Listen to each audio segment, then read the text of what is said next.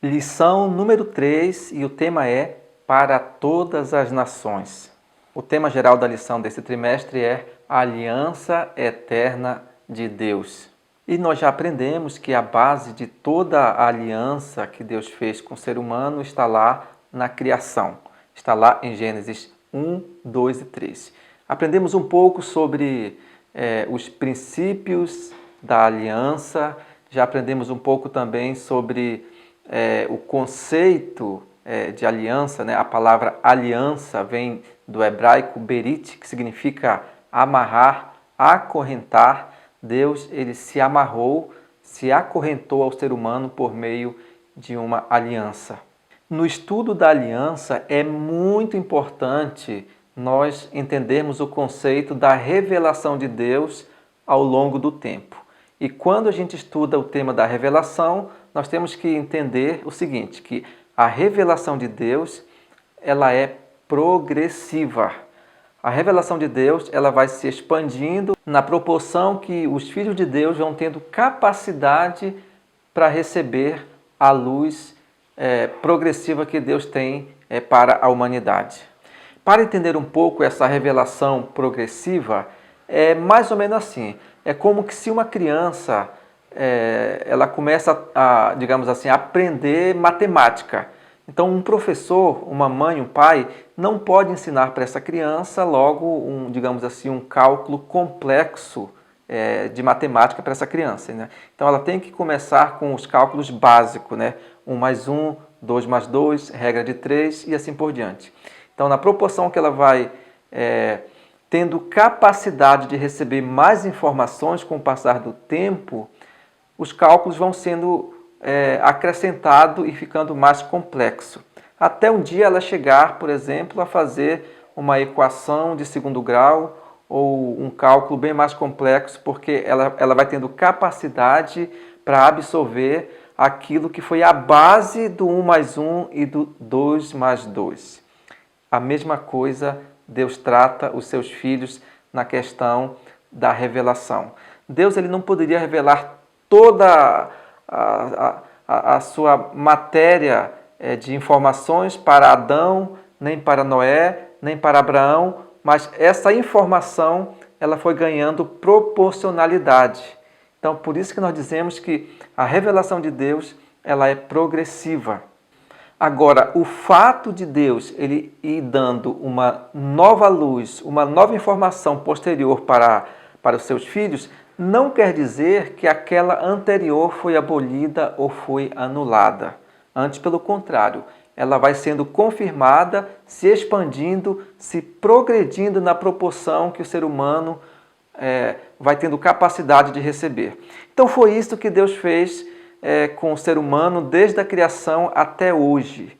Desde a criação até hoje, a revelação de Deus, a informação de Deus para o ser humano, ela foi ganhando progressividade. Isso não quer dizer que aquela informação anterior foi abolida, mas sim ela foi sendo confirmada e ganhando proporção. Por exemplo, no assunto da salvação, só existia uma forma de se salvar. Sempre existiu uma forma de se salvar desde lá do Jardim do Éden até hoje. Então, nunca existiu duas formas de salvação. A salvação foi sempre pela graça. A diferença é que antes da morte de Jesus, havia um cordeirinho que era morto, que era imolado, e aquele cordeirinho apontava para a cruz. Como se aquele cordeirinho fosse, digamos assim, um cheque pré-datado que em algum momento ia ser compositado ali na cruz. E hoje a salvação continua sendo pela graça. Quando pecamos, nos ajoelhamos, pedimos perdão para Deus. Por quê? Porque o perdão significa que aquele pecado foi perdoado por meio do sangue de Jesus lá na cruz. Só existiu uma forma de salvação. No Antigo Testamento, a salvação não era pela lei, e nem hoje também. A salvação sempre foi pela graça, e todos os temas que a gente tem hoje, todas as doutrinas bíblicas, ela tem a base lá no Jardim do Éden. E quando Deus ele chamou um homem chamado Noé, Deus ele foi dando revelações, ampliando as revelações que anteriormente ele tinha dado para Adão e Eva. Ou seja, Noé foi chamado por Deus para fazer uma aliança representando a humanidade aqui na terra. Deus chegou para Noé e falou assim: Noé, eu vou estabelecer uma aliança com você. A tradução mais correta para a palavra estabelecer seria confirmar. O verbo estabelecer, na verdade, não é a palavra mais adequada quando Deus falou para Abraão, para Noé, mas sim confirmar. Ele diria assim: Noé, eu quero confirmar uma aliança com você. Porque o verbo estabelecer do hebraico significa requim, que quer dizer confirmar, colocar-se de pé. E a partir desse momento, Noé estava confirmando uma aliança que já tinha sido estabelecido, que já tinha sido feito lá no Jardim do Éden, mas que infelizmente Adão e Eva pecaram e houve a necessidade de Deus ampliar, de Deus ele fazer uma nova aliança, e essa pessoa chamada foi o seu servo Noé. Você percebe que lá em Gênesis 1:28, Deus ele deu a ordem para que o homem, no caso Adão e Eva, eles dominassem sobre todos os animais da terra, sobre toda a planta, sobre tudo que foi criado iria ser dominado pelo casal Adão e Eva e por suas futuras gerações. Quando a gente se depara em Gênesis 9, de 1 a 2, Deus também ele deu essa mesma ordem para Noé. Noé, você vai dominar sobre os animais, sobre os répteis, sobre as aves. Agora, a aliança que Deus fez com Noé sobre os animais tinha uma diferença.